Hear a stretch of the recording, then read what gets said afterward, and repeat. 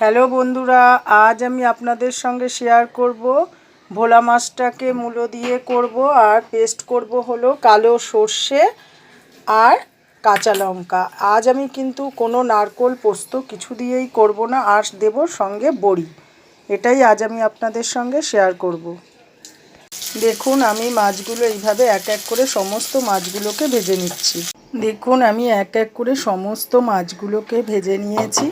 এইবার আমি তেলের মধ্যে দিয়ে দিচ্ছি পেস্ট করা মশলাটা।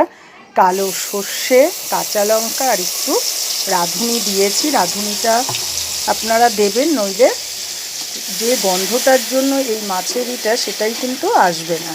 একটু রাঁধুনি দেবেন। এইবার মশলাটা আমি একটু কষাবো। পরিমাণ মতো দিয়ে দিচ্ছি নুন, হলুদ আর জিরে গুঁড়ো দিয়ে এবার আমি একটু নেড়ে চেড়ে সামান্য একটু জল দিয়ে মশলাটাকে কষাবো।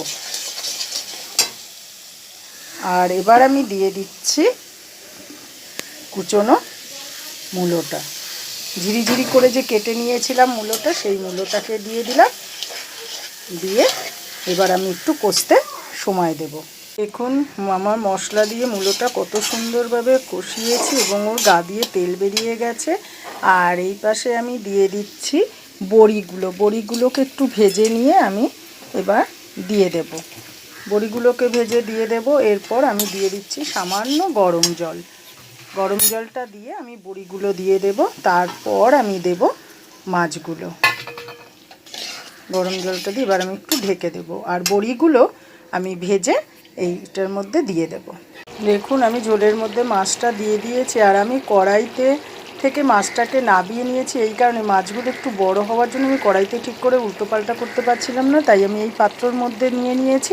এবার আমি ওপর দিয়ে ছড়িয়ে দেব ধনেপাতা। ধনেপাতাটা দিয়ে আমি সুন্দরভাবে ঢাকা দিয়ে দেব।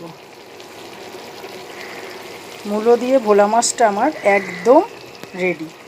এইভাবেই আজ আমি আপনাদের সঙ্গে মূলোটা দিয়ে ভোলা মাছটা শেয়ার করলাম।